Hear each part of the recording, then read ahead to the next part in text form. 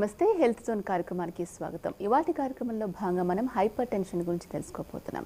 అసలు hyper tension అని దేనిని అంటాం, దాన్ని ఏ విధంగా గుర్తించాలి, ఒకవేళ హైపర్ టెన్షన్ ఉంటే న్యాచురోపతి విధానం ద్వారా ఏ విధంగా తగ్గించుకోవచ్చు, ఎటువంటి మెడిసిన్ అవసరం లేకుండా న్యాచురోపతి విధానంతో హైపర్ టెన్షన్ పూర్తిగా తగ్గుతుందా, ఇలాంటి విషయాలు మనకు తెలియజేయడానికి మనతో పాటు రుద్ర నేచర్ క్యూర్ క్లినిక్ నుంచి న్యాచురోపతి ఫిజిషియన్ డాక్టర్ ఎం ప్రభు హర్ష ఉన్నారు.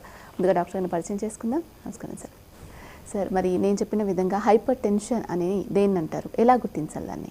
హైపర్ టెన్షన్ అంటే మన అకార్డింగ్ టు WHO మాట్లాడితే 140/90 అంటే ఒక సిస్టోలిక్ ప్రెషర్, ఒక డయాస్టోలిక్ ప్రెషర్ అనేది 140/90 కన్నా ఎక్కువ ఉంటే దాన్ని హైపర్ టెన్షన్ అంట. కరెక్ట్గా హైపర్ టెన్షన్ అనేది తెలుగులో క్లియర్గా చెప్పాలి అంటే రక్త పోటు అంటారు. బ్లడ్ ఆర్టరీస్లో ఫ్లో అయ్యే ప్రెషర్ని మనం మెజర్ చేస్తాం. ఆ వాల్స్లో ఉన్న ప్రెషర్ వల్ల కలిగే ఎఫెక్ట్ ఏదైతే ఉందో దాన్ని హైపర్ టెన్షన్ అంటాం. అండ్ మెయిన్గా గుర్తించాలి మీరు అంటున్నారు కాబట్టి, కామన్ పీపుల్లో సిమ్టమ్స్ వచ్చి ఎక్కువ స్వెట్టింగ్ ఉంటుంది, తర్వాత ఆయాసం ఉండడం, రెండోది మనకి తను టెన్షన్ అవ్వడం, యాంగ్జైటీ ఎక్కువ ఫీల్ అవ్వడం వల్ల ఒకటి, అండ్ స్ట్రెస్ ఎక్కువ తీసుకోవడం వల్ల కూడా బ్లడ్ పంపింగ్ బ్రెయిన్కి ఎక్కువ వెళ్తూ ఉంటుంది. ఇవి కామన్గా వచ్చే సిమ్టమ్స్. అండ్ కొంతమందికి తెలియకుండా స్టార్టింగ్ స్టేజ్లో బయటపడవు. అండ్ వాళ్ళకు వచ్చే కామన్ సిమ్టమ్స్ ఏంటంటే హెడేక్ ఎక్కువ ఉంటుంది అండ్ బ్లడ్ విజన్ ఉంటుంది. మనం ఏమన్నా ఐ సంబంధిత ప్రాబ్లం అనుకొని ఆప్థమాలజిస్ట్కి చూపిస్తాం, బట్ అది రిలేటెడ్ టు హైపర్ టెన్షన్ అనేది తెలియదు చాలామందికి. ఓకే, అంటే మరి దీనికి గల కారణాలు ఏంటి? హైపర్ టెన్షన్ అనేది ఎందుకు వస్తూ ఉంటుంది? అందరిలో కామన్ అయినా?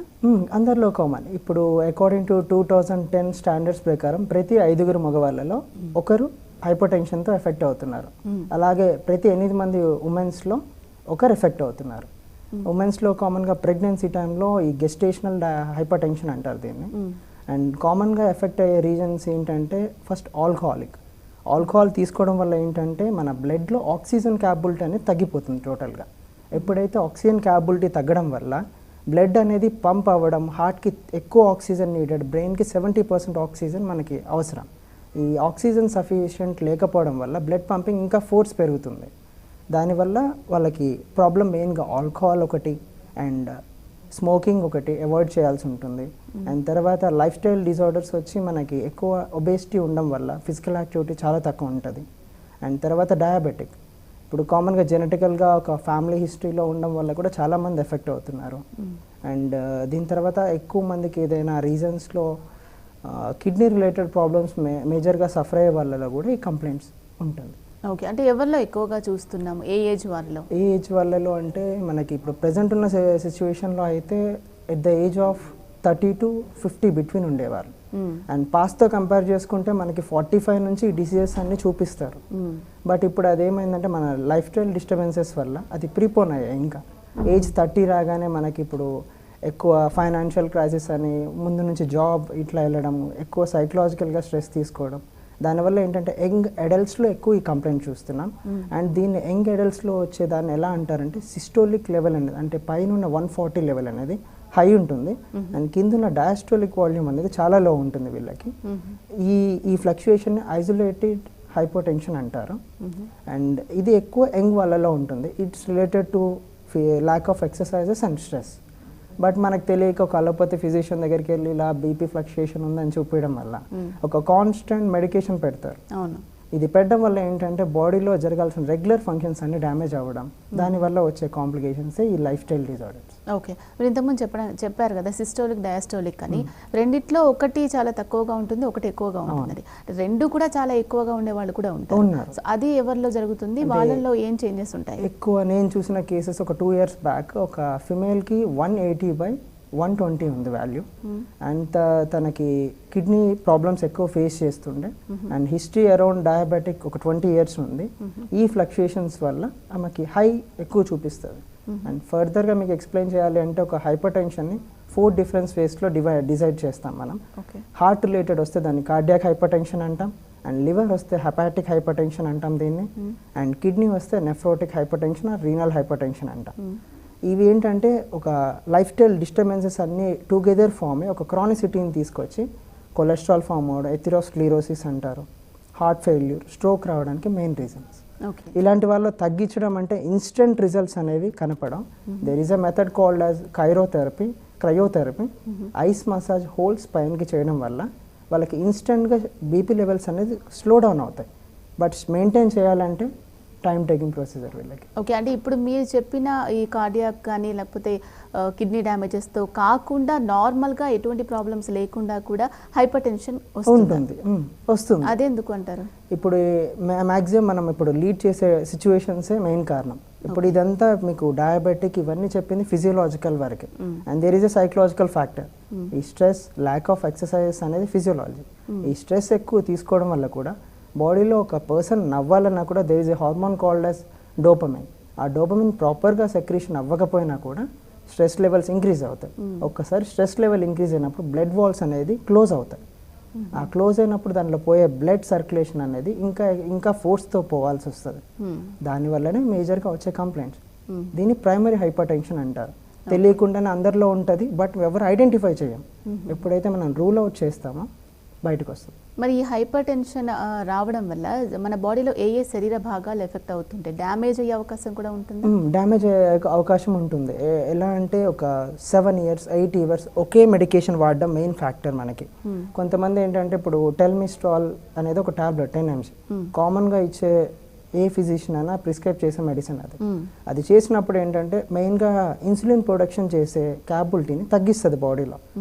దానివల్ల ఏంటంటే మనకి మెటబాలిక్ సిండ్రోమ్స్ అంటారు. ఈ డయాబెటిక్ అనే కాంప్లికేషన్ని పెద్దగా చేస్తుంది. మెయిన్గా ఈ diabetic, second one hepatic hyper tension అంటారు. మన లివర్ అనేది దాని ఫంక్షనింగ్ ఏంటంటే డీటాక్సికేట్ చేయడమే, బాడీని క్లెన్స్ చేసే మెకానిజం దానికి ఉంటుంది. బట్ ఈ మెడికేషన్ ఇవ్వడం వల్ల ఆల్రెడీ ఒక కెమికల్ ఇండ్యూస్ చేసిన తర్వాత దాని పని ఇంకా అవసరం లేదు. డైరెక్ట్గా బ్లడ్లో కెమికల్ రిలీజ్ అవుతుంది, దాని ఫంక్షన్ చేసుకుంటూ పోతుంది.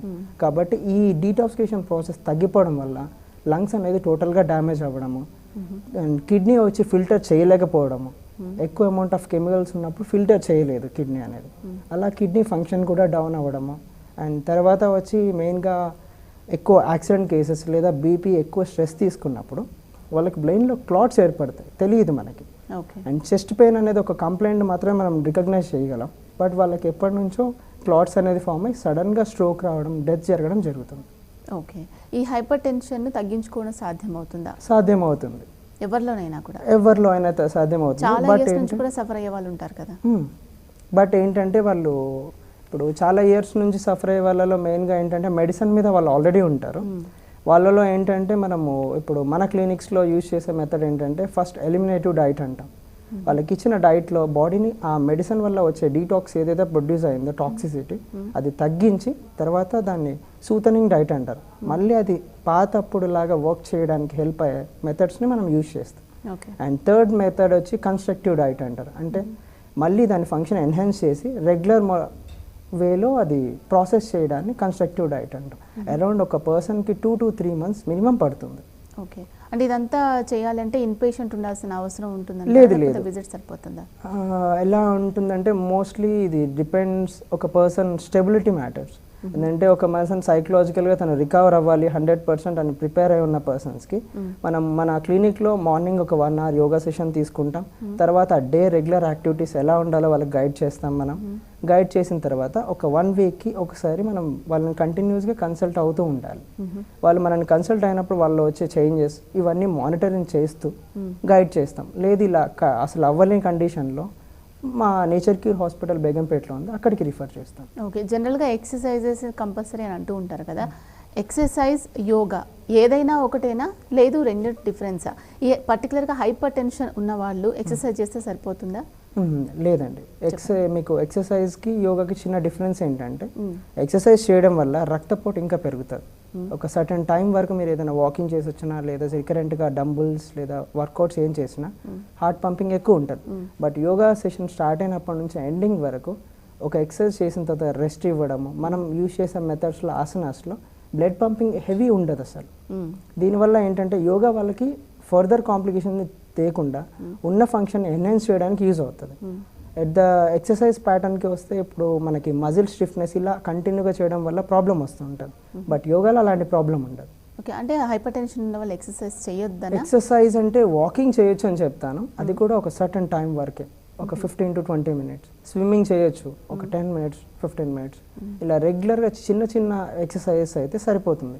హెవీ వెయిట్ లిఫ్టింగ్ ఇలాంటివి చేయడము అవి మెంటల్ మీద అండ్ సైకలాజికల్ అండ్ ఫిజియోలాజికల్ బ్యాలెన్స్ని దెబ్బతీస్తాయి. ఓకే ఓకే బాడీలో కొలెస్ట్రాల్ ఎక్కువగా ఉన్నప్పుడు కూడా హైపర్ టెన్షన్ వస్తుంది అని అంటూ ఉంటారు కదా, సో మరి అది ఏ విధంగా క్లియర్ చేస్తారు? ఇప్పుడు కొలెస్ట్రాల్ అనేది ఒక బ్యాడ్ కొలెస్ట్రాల్ గుడ్ కొలెస్ట్రాల్ అని 2 కాంపోనెంట్స్ ఉంటాయి మన బాడీలో. బ్యాడ్ కొలెస్ట్రాల్ అంటే మనం తినే ఇప్పుడు డైరీ ప్రొడక్ట్స్ అన్ని సాచురేటెడ్ ఫ్యాట్స్ అంటారు. బాడీలో అవి వెళ్ళి ప్రాపర్గా క్లెన్స్ అవ్వకపోతే ఆర్టరీస్ వాల్స్లో ఏర్పడతాయి. దాన్ని మనం ఇంగ్లీష్లో ప్లాక్యూస్ అంటారు. దానివల్ల వాల్యూమ్ ప్రెషర్ తగ్గి బ్లడ్ ఫ్లో అనేది ఇంకా ఇంక్రీజ్ అవుతుంది. ఇది తగ్గడానికి మెయిన్గా ఏంటంటే మనకి లిక్విడ్ డైట్స్లోకి వెళ్ళడం ఇంపార్టెంట్ కొన్నిసార్లు. And at the same time water consistency ఎక్కువ తీసుకోవాలి. బాడీ క్లెన్స్ చేయాలన్నా వాటర్ అనేది చాలా ఇంపార్టెంట్. అండ్ డైటరీ రిస్ట్రిక్షన్స్ చాలా ఉండాలి కొలెస్ట్రాల్ ఉన్న వాళ్ళకి. ఓకే, అంటే మరి ఎలాంటి వ్యాయామాలు చేయాలంటారు? యోగాలో కూడా అన్నీ చేయాల్సిన అవసరం వస్తుందా, లేదా పర్టికులర్గా హైపర్ టెన్షన్కి వేరే ఉంటాయా? పర్టికులర్ హైపర్ టెన్షన్కి ఉన్నాయి. ఇప్పుడు నార్మల్గా యోగాలో స్టాండింగ్ ఆసనాస్ అని ఉంటాయి, సిట్టింగ్ ఆసనాస్ ఇట్లా ఉంటాయి. మనం ఈ హైపర్ టెన్షన్లో మెయిన్గా వజ్రాసన్ అంటారు, సిట్టింగ్ ఆసనంలో ఇది బెస్ట్గా వర్క్ చేస్తుంది. మెటబాలిక్ ఇష్యూస్ అన్నిటికీ ఇది హెల్ప్ అవుతుంది. At the same time tadasana అంటారు, వక్రాసన అంటారు. ఈ ఆసనాస్ కొన్ని ఒక 7 types ఆఫ్ ఆసనాస్ ఉన్నాయి. It only works for balancing of BP. Okay, ఎలాంటి డైట్ అవసరం అంటారు మరి? ఈ డైట్లో మెయిన్గా మనం గైడ్లైన్స్ ఆలోచిస్తే ఎక్కువ మందికి మనం డైట్లో ఇచ్చే ఇప్పుడు మన రెగ్యులర్ ఫుడ్ ప్యాటర్న్ని నేను అవాయిడ్ చేయమని చెప్పాను. బట్ ఫ్రెష్ ప్రిపేర్డ్ ఉండాలి ఏ ఫుడ్ అయినా. లో గ్లైసెమిక్ ఇండెక్స్ అంటారు. గ్లైసెమిక్ ఇండెక్స్ అంటే ఏంటంటే మన ప్రతి ఫుడ్లో కార్బోహైడ్రేట్స్ అని ఉంటాయి. ఇప్పుడు వైట్ రైస్ బ్రౌన్ రైస్ ఇలా ఎలా ఉంటాయో దానిలో కార్బోహైడ్రేట్స్ అనేవి ఎంత తొందరగా బ్లడ్లో కలుస్తున్నాయి గ్లూకోజ్ మాలిక్యూల్స్లో. ఈ లో గ్లైసెమిక్ ఇండెక్స్ అంటే ఏంటంటే ఈ బ్లడ్లో ఈ ఫుడ్ అనేది చాలా స్లోగా కంబైండ్ అవ్వడం వల్ల షుగర్ కాంప్లికేషన్స్ ఉండవు. అండ్ ఆర్టరీస్లో ప్రెషర్ ఉండకపోవడం వల్ల హైపర్ టెన్షన్ వచ్చే ఛాన్సెస్ ఉండవు. And at the same time వీళ్ళు డైట్ ఫాలో అయ్యేటప్పుడు ఎక్కువ లో క్యాలరీ డైట్ ఫాలో అవ్వాలి. ఎందుకంటే లో క్యాలరీ డైట్లో ఆల్రెడీ వీళ్ళు డంప్ చేసిన మెయిన్ రీజన్ ఎక్కువ మంది ఇప్పుడు హైపర్ టెన్షన్లో నేను చూసిన కేసెస్లో obesity is a main criteria, తర్వాత డయాబెటిక్. ఈ 2 కేసెస్లో ఏంటంటే క్యాలరీ రిస్ట్రిక్షన్ ఉండదు. ఫుడ్ ఏది నచ్చితే అది తీసుకోవడం వల్ల ఏంటంటే వాళ్ళ క్యాలరీస్ అనేది బాడీలో ఎక్కువ డంప్ అవుతాయి. ఈ ల్యాక్ ఆఫ్ ఫిజికల్ యాక్టివిటీ వల్ల ఆ డంప్ అయిన కాంపోనెంట్స్ ఒక టాక్సిన్ మ్యాటర్గా సబ్స్టాంట్ అయ్యి ఈ బీపీ ఫ్లోని ఎక్కువ చేస్తాయి. కాబట్టి మనం వెజిటేబుల్స్కి వస్తే మెయిన్గా క్యాబేజ్, కాలీఫ్లవర్ అండ్ ఫ్రూట్స్లో వచ్చి మనము మెయిన్గా పపాయ ఒకటి తీసుకోవచ్చు. పోమోగ్రానైట్ బాగా వర్క్ చేస్తుంది హైపర్ టెన్షన్కి అండ్ కొలెస్ట్రాల్ ఉన్న వాళ్ళకి. అండ్ కివీ అండ్ తర్వాత వచ్చి మనం ఎక్కువ ఆరెంజెస్లో ఎక్కువ యాంటీ ఆక్సిడెంట్ ప్రాపర్టీ ఎక్కువ ఉంటుంది. అండ్ అవగాడో సేమ్ ప్రాపర్టీ ఉంటుంది. ఇవేంటంటే బాడీని క్లెన్స్ చేయడానికి హెల్ప్ అవుతాయి, ఉన్న ప్రాబ్లమ్ని రెక్టిఫై చేస్తాయి. ఓకే, ఏవి ఎక్కువగా తీసుకోవడం వల్ల, ఇప్పుడు చాలామంది మీట్ ఎక్కువ ఇష్టపడుతూ ఉంటారు, సో అది తీసుకోవడం వల్ల ఏం జరుగుతుంది అసలు? వాళ్ళలో హైపర్ టెన్షన్ కూడా పెరుగుతుందని అంటూ ఉంటారు కదా, ఏం జరుగుతుంది అసలు? ఒక ప్లాంట్ బేస్డ్ ప్రోటీన్కి ఒక యానిమల్ బేస్డ్ ప్రోటీన్కి చిన్న డిఫరెన్స్ చెప్తాను మీకు. ప్లాంట్ బేస్డ్ ప్రోటీన్ ఏదైతే ఉంటుందో అది ఒక 10 to 12 hours బాడీలో అబ్జర్వ్ అవుతుంది. ఒక యానిమల్ బేస్డ్ అంటే మనం తినే మీట్, ఈ ఫిషెస్, ఇవైనా ఫిషెస్ కొంచెం తక్కువ టైం పడుతుంది. బట్ మటన్, చికెన్ ఇవన్నీ ఏంటంటే అరౌండ్ 48 hours పడుతుంది బాడీలో కలవడానికి, దాని మాలిక్యూల్ అనేది బ్రేక్ అవ్వి కంబైండ్ అవ్వడానికి. ఈ మీట్ తీసుకున్నప్పుడు ఏంటంటే చాలా మందిలో కిడ్నీ ఫిల్టరేషన్ తక్కువ ఉండడం వల్ల వాటర్ కన్సిస్టెన్సీ చాలా తక్కువ ఉంటుంది తాగే వాళ్ళలో. ఆ వాటర్ ప్రాపర్గా ఉండడం వల్ల క్లెన్స్ చేయడం తక్కువ అయిపోయి ఈ తీసుకున్న నాన్ వెజ్ ఏదైతే ఉందో అది high protein molecule body break చేయలేక కిడ్నీస్ మీద ఎక్కువ బర్డెన్ చేస్తుంది. కాబట్టి ఈ హైపర్ టెన్షన్ ఉన్న వాళ్ళలో ఎక్కువ యానిమల్ ప్రోటీన్ అవాయిడ్ చేయగలిగితే మనం బాడీకి కావాల్సినంత ప్రోటీన్ ఇవ్వగలం. కావాల్సిన ప్రోటీన్ మనం ఎప్పుడైతే ఇస్తామో బాడీకి ఎక్స్ట్రా ప్రోటీన్ అవసరం లేదు. కాబట్టి బాడీలో ఉన్న ఫ్యాట్ని అండ్ ప్రోటీన్స్ని యూటిలైజ్ చేసుకుంటుంది. దీనివల్ల ప్రాబ్లమ్ కొంచెంలో కొంచెం మనం తగ్గించవచ్చు. అలాగే ఎగ్స్ తీసుకునేటప్పుడు కూడా ఎగ్ వైట్ ఓకే అంటారు, కానీ ఎగ్ ఎల్లో తీసుకోవద్దు అని అంటారు కదా, సో అది మరి ప్రోటీన్ ఎంతో కొంత మనం రెగ్యులర్గా బాడీకి ఇవ్వాల్సిన అవసరం ఉంటుంది కదా, సో మరి అది ఎలా తీసుకోవాలంటారు? అంటే మీరు ఎగ్స్ గురించే పర్టికులర్గా చెప్తున్నారు. అండ్ ఎగ్స్లో మెయిన్గా ఏంటంటే ఇప్పుడు ఎక్కువ మంది మనం వైట్ ఎగ్ తినాలి హై ప్రోటీన్ అంటారు, అండ్ లోపల ఉన్న యోక్ అనేది వేస్ట్ చేయాలంటారు. బట్ యోక్ తినడం వల్ల ఏంటంటే మ్యూకస్ లేయరింగ్ అనేది బాడీలో పెరుగుతుంది. అంటే లాల శక్తి అనేది ఎక్కువ ఉంటుంది, సెలైవా సెక్రేషన్స్ ఎక్కువ ఉంటాయి. దీనివల్ల ఏంటంటే ఈ బ్లడ్ ఫ్లో ఎక్కువ అవ్వడం, దీనివల్ల రెస్పిరేటరీ కాంప్లికేషన్స్ వచ్చే ఛాన్సెస్ ఉంటాయి. ఓకే, మెయిన్ సైంటిఫిక్గా కొంచెం అవాయిడ్ చేయమంటారు, బట్ రెండు తినొచ్చు, ప్రాబ్లం అయితే ఏముండదు. ఓకే, మరి న్యాచురోపతిలో ఏ విధమైన ట్రీట్మెంట్ మీరు అందిస్తున్నారు? రకరకాల డిసీజెస్తో కూడా వస్తూ ఉంటారు కదా, హైపర్ టెన్షన్, షుగర్ ఉన్నవాళ్ళు, థైరాయిడ్ హైపర్ టెన్షన్ ఉన్నవాళ్ళు, లేకపోతే ఒబెసిటీ హైపర్ టెన్షన్ ఉన్నవాళ్ళు, ఇలా కాంబినేషన్స్లో చాలా ఎక్కువగా చూస్తూ ఉంటాం. సో ఒక్కొక్కరికి ఒక్కొక్క ట్రీట్మెంట్ ఇవ్వాల్సిన అవసరం ఉంటుంది. ఎంత టైం పడుతుంది? కాంబినేషన్స్ ట్రీట్మెంట్ ఎలా ఇస్తారు ఒకసారి చెప్పండి. ఇప్పుడు మనము డయాబెటిక్ అండ్ హైపర్ టెన్షన్ గురించి మాట్లాడితే మనము ఫాస్టింగ్ థెరపీ ఇవ్వలేం. వీళ్ళకి ఏంటంటే ఉపవాసం పెట్టి కొన్ని డేస్ ఉంచలేం. బట్ ఫాస్టింగ్లో ఒక 3 వేస్ ఉంటాయి. Short fast, intermediate fast, long fast అని ఉంటుంది. షార్ట్ ఫాస్ట్ అంటే ఒక 1 డేలో వీళ్ళకి 1 డే ఆ 2 డేస్లో ఓన్లీ లిక్విడ్ డైట్ మీద పెట్టి షుగర్స్ ఏవి బ్యాలెన్స్ అవ్వకుండా చూసుకుంటూ డౌన్ చేయొచ్చు. రెండు, అటు గ్లూకోజ్ లెవెల్ని ఇటు హైపర్ టెన్షన్ రెండింటిని మనం న్యూట్రలైజ్ చేయడానికి ఛాన్స్ ఉంది. అండ్ సెకండ్, ఎక్కువ మందికి ఎనీమియా ఉంటుంది, బ్లడ్ అనేది చాలా తక్కువ ఉంటుంది. ఇలాంటి వాళ్ళు మనం లిక్విడ్ డైట్ పెట్టలేం. పర్టికులర్గా సాలిడ్ ఫుడ్ అనేది వీళ్ళకి ఉంటుంది. ఆ సాలిడ్ ఫుడ్ కూడా ఏంటంటే మనం బాయిల్డ్ ఫామ్లోనే ఇస్తాం. 70% అది బాయిల్డ్ అయి ఉంటుంది.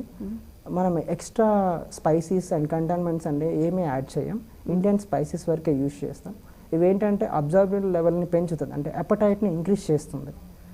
ఎపటైట్ని ఇంక్రీజ్ చేయడం వల్ల ప్రాబ్లం అనేది మనకి ఎంత కావాల్సిన ఫుడ్ అనేది అంత లిమిట్లో తీసుకోగలుగుతాం. అండ్ తర్వాత వచ్చి మీరు ఇప్పుడు పెరాలసిస్ కేసెస్ ఎక్కువ ఉంటాయి. ఈ పెరాలసిస్ కేసెస్లో మనం ఫుడ్ తగ్గించలేం, ఫాస్టింగ్లో పెట్టలేం. ఇలాంటి వాళ్ళకి ఏం చేస్తారంటే కైరో ప్రాక్టీస్ అని ఒక మెథడ్ ఉంటుంది. ఓన్లీ స్పైనల్ అడ్జస్ట్మెంట్ వల్ల వాళ్ళకి బాడీ అనేది స్టిఫ్ అయిపోయి ఉంటుంది పెరాలసిస్లో. సింపుల్గా చెప్పాలంటే ఎలక్ట్రోలైట్ ఇంబ్యాలెన్స్ అనేది చాలా ఉంటుంది. అంటే potassium, magnesium and sodium levels అనేది ఇర్రిలెవెంట్గా అండ్ ఇర్రెగ్యులర్గా మెయింటైన్ అవుతూ ఉంటాయి.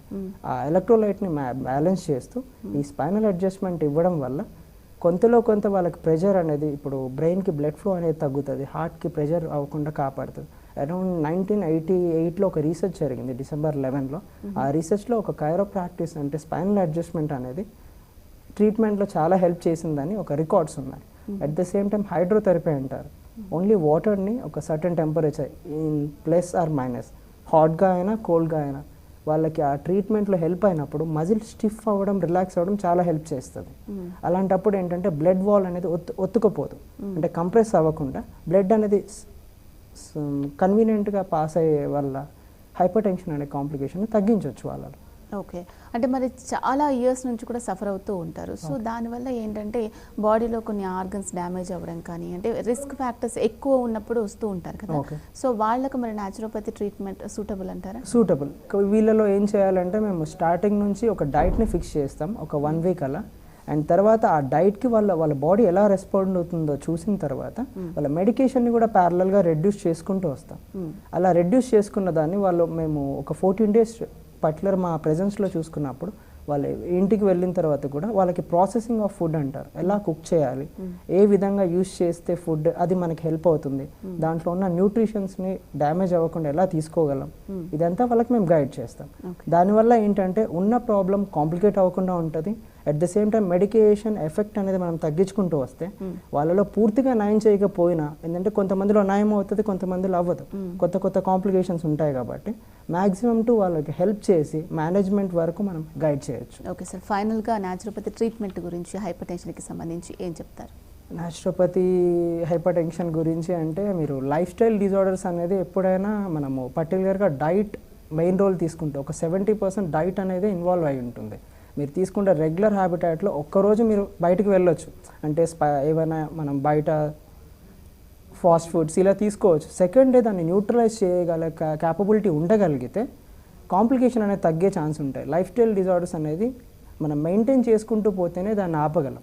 ఒక 3-4 months మినిమం మనం రిస్ట్రిక్ట్ అయి ఉన్నప్పుడు బాడీ అనేది ద రిజ్యూనేటివ్ క్యాపబిలిటీ అంటారు. ఒక సెల్కి రోగ నిరోధక శక్తి ఎలా పెంచుకోవాలి, దాన్ని ఎలా విస్టాండ్ అవ్వాలనేది నేర్పిస్తాం మన డైట్ వల్ల. దానివల్ల దానికి ఎప్పటికీ మళ్ళీ బ్యాక్ సఫరింగ్ అయ్యే ప్రాబ్లం రాకుండా ఆపగలం. ఓకే సార్, హైపర్ టెన్షన్కి సంబంధించి అలాగే ఎటువంటి వ్యాధులు ఉన్నా కూడా వాటికి నేచురోపతి ఏ విధంగా ట్రీట్మెంట్ అందిస్తుందో చాలా చక్కగా తెలియజేస్తారు. Thank you so much. Thank you. ఇది వాటి హెల్త్ జోన్. మరో కార్యక్రమంలో మళ్ళీ కలుద్దాం. అంతవరకు సెలవు, నమస్తే.